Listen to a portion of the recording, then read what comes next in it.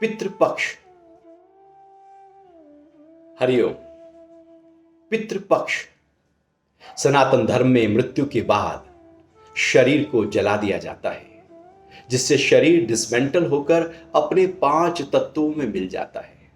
लेकिन शरीर का प्राण इंद्रियों, मन, बुद्धि और चित्त में पड़े हुए संस्कारों को अपने साथ लेकर शरीर से बाहर निकल जाता है और आसक्ति के कारण कुछ दिन तक जहां शरीर जलाया गया था उस स्थान पर या अपने घर के आसपास ही घूमता रहता है।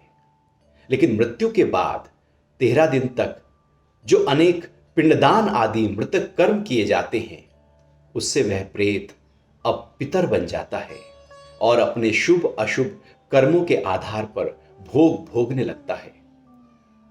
लेकिन आसक्ति के कारण उसका लगाव मृत्यु से पहले वाले घर पर बना रहता है, अपने वालों पर बना रहता है। उसी आसक्ति के कारण पितर का जीव श्राद्ध पक्ष में अपनी मृत्यु की तिथि पर धरती पर आता है। श्राद्ध व तर्पण करने से वो 1 वर्ष के लिए तृप्त हो जाता है। श्राद्ध में हम अपने पितरों, परिवार और वंश के प्रति श्रद्धा प्रकट करते हैं और उनकी आत्मा की शांति, सद्गति और मोक्ष के लिए श्रद्धा पूर्वक शुभ भाव से अन्न जल प्रदान करते हैं। भाद्रपद महीने की पूर्णिमा से आश्विन कृष्ण पक्ष अमावस्या तक 16 दिनों को पितृपक्ष कहा जाता है। पितर का अर्थ होता है पालन करने वाला या रक्षण करने वाला। एक वचन में इसका अर्थ है जन्म देने वाला पिता और बहुवचन में सभी पूर्वज। ऐसे ही पुत्र का अर्थ होता है जो अपने माता पिता की मुक्ति का कारण बने। इसलिए पुत्र तर्पण, श्राद्ध और पिंडदान करता है, जिससे वह पितृऋण और पितृदोष से मुक्त हो जाता है। क्योंकि इस पक्ष में पितरों को याद किया जाता है, इसलिए कोई खुशी का शुभ कार्य नहीं किया जाता और ना ही कोई नई वस्तु खरीदी जाती है।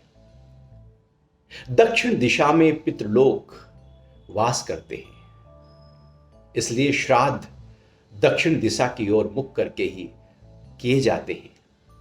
यदि श्राद्ध के लिए कुछ भी अपने पास ना हो तो दोपहर के समय दक्षिण दिशा में मुख करके पूरे श्रद्धा भाव से केवल जल से तर्पण करना ही काफी हो जाता है। श्राद्ध को महालय, पितृपक्ष या सूर्य कन्या राशि में होने के कारण कन्यागत या कनागत भी कहते हैं। ज्योतिष शास्त्र के अनुसार मन चंद्रमा का कारक है, इसलिए मन का जुड़ाव चंद्रमा से बना रहता है। चंद्रमा सोम का कारक है। सोम यानी तरल पदार्थ जो सबसे ज्यादा चावल में होता है, क्योंकि धान पानी में पैदा होता है, इसलिए चावल के आटे में तिल, जौ, पानी और घी मिलाकर पिंड बनाया जाता है, जिससे पिंड में अधिकतम सोम रस आ जाता है। अब सीधे हाथ की हथेली पर कुशा, काले तिल और पिंड रखकर संकल्प मंत्र के बाद उसको माथे लगाकर दक्षिण दिशा में अपने पितरों को समर्पित कर दिया जाता है। हमारा शरीर लगभग 70% जलीयांश है, इसलिए जल तत्व में हमारी मेमोरी बनी रहती है। अतः मृत्यु के बाद संपर्क साधने के लिए सबसे वैज्ञानिक तरीका जल ही होता है। जल तत्व में हजारों सालों की मेमोरी होती है, इसलिए पिंड में भी जल तत्व अधिक होता है और तर्पण भी जल में खड़े होकर जल से किया जाता है। और मृत्यु के बाद पीपल को जो जल देने की प्रथा है, उसका भी यही विज्ञान है।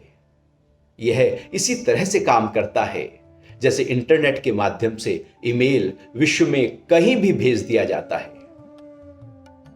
गया, हरिद्वार और बद्रीनाथ में पिंडदान किया जाता है।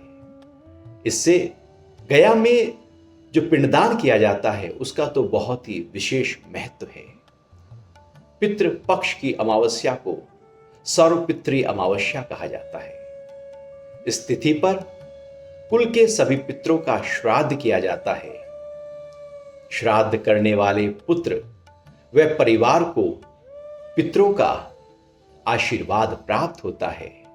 इसलिए पूरे श्रद्धा भाव से श्राद्ध पक्ष में अपने पितरों का श्राद्ध अवश्य करना चाहिए।